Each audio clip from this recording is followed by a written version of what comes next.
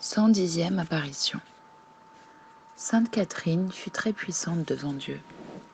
Elle en eut beaucoup de grâce pour les vivants et les morts. Elle eut aussi beaucoup de révélations sur les âmes du purgatoire.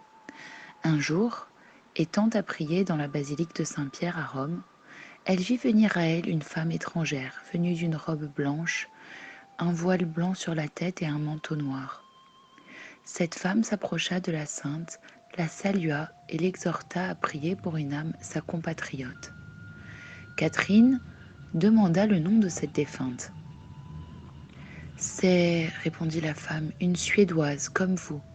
Son nom est Gida, femme de votre frère, qui demande que vous intercédiez pour elle. » Catherine pria l'étrangère de l'accompagner chez sa mère Sainte Brigitte pour lui annoncer elle-même la mort de sa bru. « Il ne m'est pas permis, dit-elle, de faire cette visite.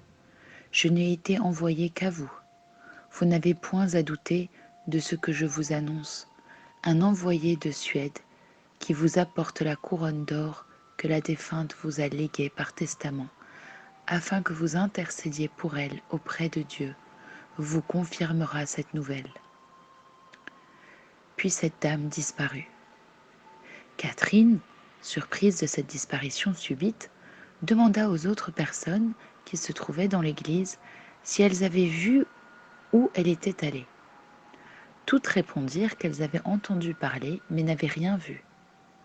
Catherine se rendit en toute hâte vers sa mère, à qui elle fit part de cette nouvelle et des circonstances extraordinaires dans lesquelles elle lui était parvenue. Brigitte, souriant avec douceur, répondit que la nouvelle était certaine, que le Sauveur avait daigné la lui faire connaître à elle-même pendant sa prière, que cette mort avait été chrétienne et consolante, et que l'étrangère qui lui avait parlé dans la basilique était la défunte elle-même, à qui Dieu avait permis de venir solliciter leur prière. Elle ajoute qu'en reconnaissance de la couronne d'or, souvenir envoyé de si loin, elles devaient, l'une et l'autre, faire tout ce qu'elles pourraient pour cette chère défunte. Le courrier envoyé ne tarda pas à arriver à Rome.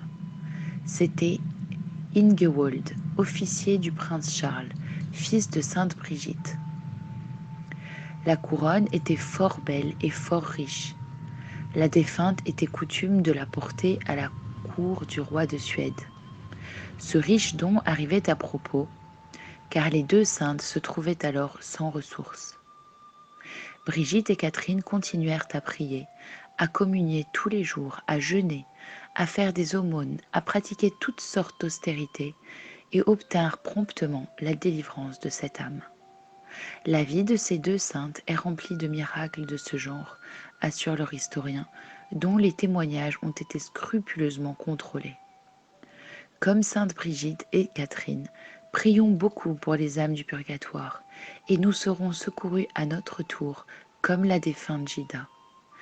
Mais c'est surtout après la mort que nous le saurons davantage. À demain pour la suite.